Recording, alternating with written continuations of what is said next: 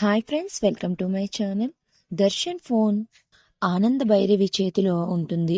ఇక ఆనంద భైరవి ఒక ప్లేస్లో కూర్చుని ఉంటుంది. ఇక అప్పుడే మెసేజ్ టోన్ రావడంతో ఏం మెసేజ్ వచ్చిందా అని ఓపెన్ చేసి ఆనంద అయితే చూస్తూ ఉంటుంది. ఇక అప్పుడే ఒక మెసేజ్ వస్తుంది సమీరా దగ్గర నుంచి. దర్శన్, నువ్వు ఎక్కడున్నావు?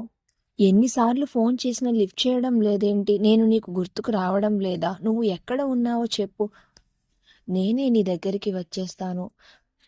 నిన్ను చూడకుండా నేను ఉండలేకపోతున్నాను అని సమీర మెసేజ్ పెడుతుంది. ఇక ఆ మెసేజ్ చూసి ఆనంద చాలా కోపంతో రగిలిపోతూ, ఈ రాక్షసి నా కొడుకుని వదిలేలా లేదు, దీని పీడ ఎప్పుడు విరగడవుతుందో అని ఆనంద కోప్పడుతూ అనుకుంటూ మనసులో ఉంటుంది. ఇక అప్పుడే దర్శన్ లాగైతే సమీరాకి మెసేజ్ చేస్తుంది.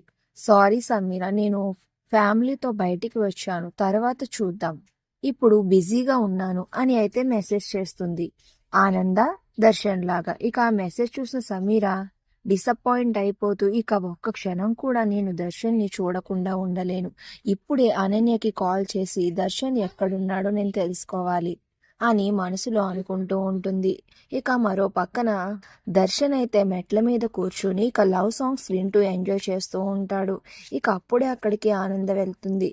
వెళ్ళి ప్రేమ పాటలు వినడమేనా, ప్రేమ గురించి తెలియజేసేది ఏమైనా ఉందా అని అయితే అడుగుతూ ఉంటుంది.